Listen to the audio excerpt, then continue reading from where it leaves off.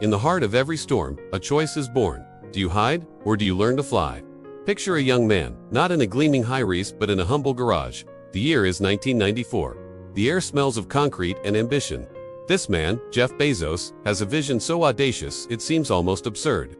He sees a world where every book ever written is available at your fingertips. In everything store, friends, family, even his boss, they all called him crazy. He had a secure, high-paying job on Wall Street. Why trade a sure thing for a gamble? Why trade comfort for a cold garage? Because inside him was a fire, a belief that burned brighter than any doubt. He saw a tidal wave of change coming, the internet, and he knew he had to be on the surfboard, not watching from the shore. This wasn't about money, not yet. It was about regret. He imagined himself at 80 years old, looking back. Would he regret trying and failing? No, but he knew, with every fiber of his being, that he would regret not trying at all. That single thought, the regret minimization framework, became his compass. Think of an eagle. It doesn't fear the storm. It uses the powerful updrafts of the wind to soar higher, to rise above the turbulence where the air is calm and the view is limitless. In the early days, Amazon was that eagle, learning to use the winds of a chaotic, uncharted internet. The storms were fierce. Tech bubbles burst. Competitors scoffed. Financial analysts predicted its doom, calling it Amazon bomb. The winds of doubt and failure howled around him. But Bezos kept his eyes on the horizon. While others focused on short-term profits, he was obsessed with something else: the customer. He lived and breathed customer obsession. He famously left an empty chair in early meetings, a symbol for the most important person in the room, the customer. Every decision, every innovation, from one-click ordering to customer reviews, was designed to serve that empty chair. This wasn't just a business strategy. It was a philosophy, a belief that if you build a great experience, customers will tell each other about it. That is the most powerful marketing you can ever have. He was relentlessly inventive. He understood that to stay ahead, you must be willing to be misunderstood for long periods. People didn't understand why a bookstore would start selling music and videos. They were baffled when he launched Amazon Web Services, renting out his company's massive computing infrastructure. They were betting against him, but Bezos was playing a different game.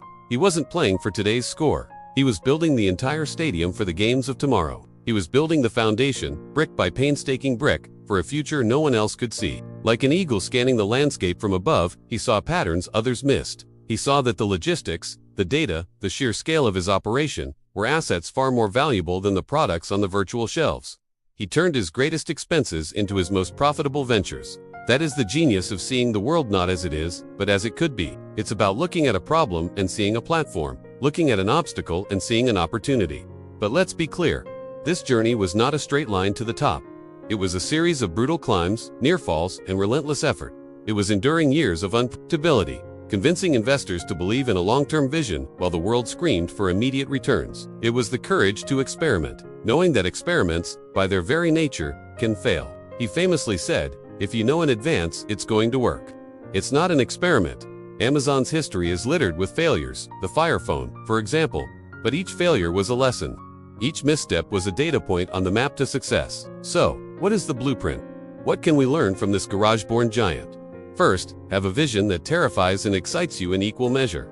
A vision based on a fundamental truth about the future. For Bezos, it was the inevitable rise of the internet. What is the fundamental truth you see? Second, be customer-obsessed to the point of insanity. Forget your competitors.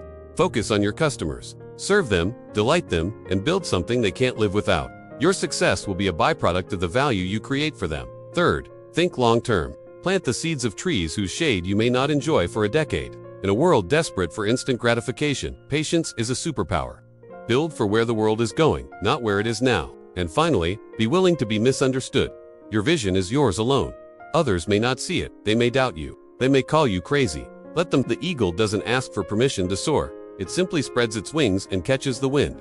Your conviction must be your shield against the noise of the crowd. Look inside yourself right now. What is your garage? What is that audacious idea that keeps you up at night? What is the one thing you know you will regret not doing when you're 80? That is your starting point. The world is full of storms. Financial storms, storms of doubt, storms of criticism. You cannot avoid them, but you can choose how to face them. You can cower and wait for the skies to clear, or you can find the updraft, spread your wings, and use the very force that threatens you to lift you higher than you ever dreamed possible. The power to build your own empire, your own legacy, is not in a fancy office or a bank loan. It's in your mind. It's in your obsession. It's in your relentless, unwavering belief in the vision that only you can see. You are the architect. You are the builder. You are the eagle. It's time to stop waiting for the storm to pass. It's time to fly. Thank you for watching.